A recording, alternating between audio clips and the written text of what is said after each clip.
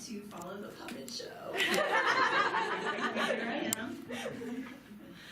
So I'm going to share my experiences around using data to try and influence local government policy.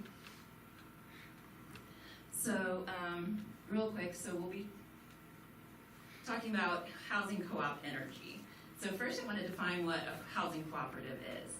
Co-ops are a community of people who have a shared living arrangement, and they also pool resources. So pooled resources enable us to save time, money, and energy. And I live in a co-op. This is my co-op. These are some of my housemates. So that's why I took on trying to do something. So recently Boulder passed a co-op ordinance which allows more co-ops to form, which is great, but it was also a really contentious community conversation. So this is a really complex situation. I'm not going to get into all the organizations that participated in this dialogue. I'm just going to talk about this one little piece. And that's energy. So when I think about Boulder, when we were thinking about Boulder, a lot of people have a concern for the environment. That's sort of a shared value. So we were thinking, well, co-ops are very energy efficient. Like if we just tell people how energy efficient they are, we're going to have co-ops. So we collected data for 6 different co-ops, and we did it for a year. And so this is actually per person, not per house. And we compared it to the Colorado average. And we found that we use 1/4 of the energy, this is electricity, of the Colorado average. We use 1/3 of the natural gas, and we use 1/4 of the water.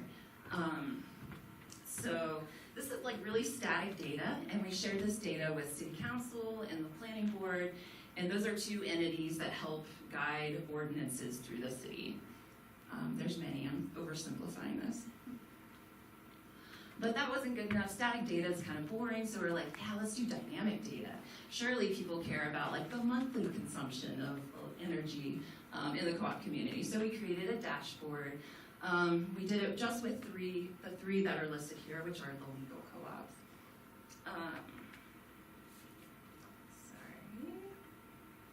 So we thought we were done because we shared our data, but the data really wasn't enough. We needed to share the narrative as well. So if you're into data activism at all, if you have any interest, I would recommend checking out this interview with Smarty McCarthy called Making Data Speak. And he said, humans understand the world best through stories and narratives. One of the best methods for exchanging information is building a story to tell. And that's something we actually failed to do. We thought, we're going to share this data, people love the environment, this is going to be great. But really, we had few takers on that. At the top here, we have City Councilman Aaron Brockett, who said, it's great data, it shows co-ops improve the sustainability of the community. He got the data. He's also a programmer.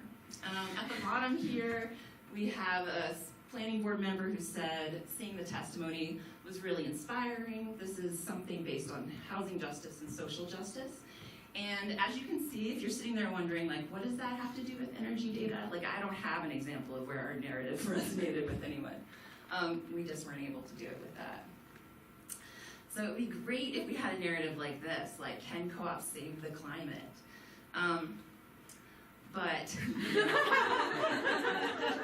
no, not even in Boulder is what we're doing making that big of an impact. Like this fake pie chart backs up what I just said. It came down to people's other concerns, which was the impact on their housing prices, parking, privacy, noise complaints, trash. And I have actually tried to get data around this stuff. And if you've ever tried to get city data around noise complaints, I tried to open up that data last year, and it went all the way to the top of the police department, and the dude up there was like, nah, I don't want to make this open data.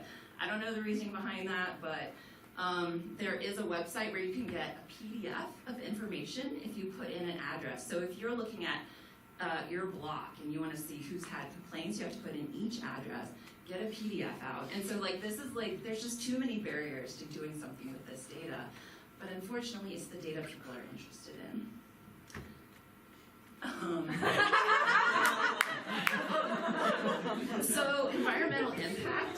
one reason that I live in a co-op. And it turns out it's not as compelling to other people. But since we passed this ordinance, new co-ops will be popping up across the city, and I'm just gonna keep trying. So there's lots of, outreach possibilities. I'm gonna keep trying and experimenting with the narrative around this data to see if I can find something compelling. And if y'all have any ideas, please hit me up. That's it.